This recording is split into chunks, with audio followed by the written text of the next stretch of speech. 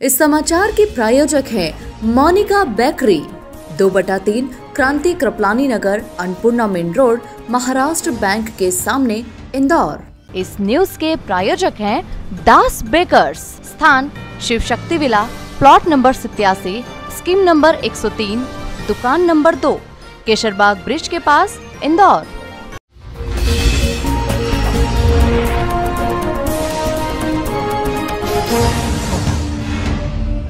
इंदौर के विभिन्न थाना क्षेत्र में लगातार चोरी की वारदात सामने आ रही है। इसी कड़ी में इंदौर के बाणगंगा थाना क्षेत्र की एक पॉश कॉलोनी के एक सूने घर को चोरों ने निशाना बनाया और चोरी की वारदात को अंजाम देकर चोर फरार हो गए।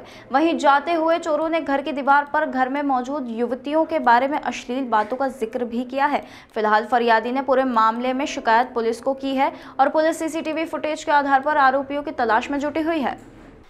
फिल्म डर की तर्ज पर इंदौर में चोरों ने चोरी की वारदात को अंजाम दिया। फिल्म डर में जिस तरह से फिल्म अभिनेता शाहरुख खान अभिनेत्री जूही चावला को डराने के लिए अलग अलग तरह से वारदातों को अंजाम देते थे, उसी तर्ज पर इंदौर में बदमाशों ने एक चोरी की वारदात को अंजाम दिया।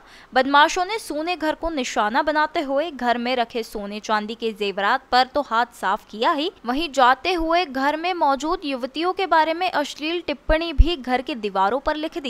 जब धार्मिक यात्रा से लौटे परिजनों ने घर का ताला टूटा देखा और घर के अंदर जाकर देखा तो वहां सोने चांदी के जेवरात गायब थे। वहीं घर के अंदर दीवारों पर अश्लील टिप्पणी घर की युवतियों के बारे में लिखी हुई थी। इसके बाद घर की युवतियां काफी घबरा गई और इसके बाद पूरे मामले की जानकारी बाणगंगा पुलिस को दी गई। वहीं बाणगंगा पुलिस ने इस पूरे मामले में फरियादी की शिकायत पर अज्ञात व्यक्ति के खिलाफ चोरी सहित विभिन्न धाराओं में प्रकरण दर्ज कर लिया है और उनके आसपास लगे सीसीटीवी फुटेज के आधार पर तलाशी की जा रही है।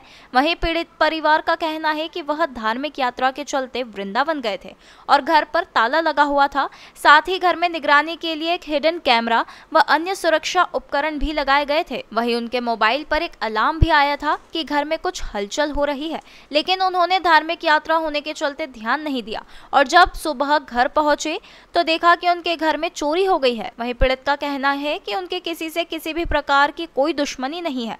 फिलहाल पूरे ही मामले में पुलिस ने फरियादी की शिकायत पर प्रकरण दर्ज कर लिया है। वहीं थाना प्रभारी नीरज बिरथरे को जब इस पूरे मामले की जानकारी मिली तो उन्होंने कहा कि फरियादी की शिकायत पर प्रारंभिक तौर पर प्रकरण दर्ज किया गया है और आसपास लगे सीसीटीवी फुटेज के आधार पर आरोपियों की तलाश की जा रही है। ये एक्चुअली पिछले फ्राइडे को मेरी बच्ची दिल्ली में रहती है, गुड़गांव में, उनकी छुट्टी थी तो इनका प्रोग्राम बन गया था शिमला जाने का जी। तो हम शिमला गए, शिमला से वृंदावन गए, वृंदावन से भी दिल्ली होते हुए हम वापस इंदौर आ रहे थे। कल कितने बजे का वाकया है? ये कल 4 बजे का वाकया है। आपको कैसे पता चला? मैंने एक हिडन कैमरा लगा रखा है घर में। ओके। लेकिन वो जल्दबाजी में मंगाया था ऑनलाइन, इसकी डिस्क मिली नहीं थी, मेमोरी कार्ड, तो मैं उसको लगा के गया था तो वो मेरे को मोशन डिटेक्ट करके देता रहता था। ओके। कल मैं दिल्ली से जब वापस चला तो 4 बजे इसने मुझे इंडिकेट किया था। आप कितने बजे आए हैं यहाँ पर? मैं रात को 10 बजे पहुंचा हूँ यहाँ पे। तो आपको कैसा क्या बाहर कैसे पता चला?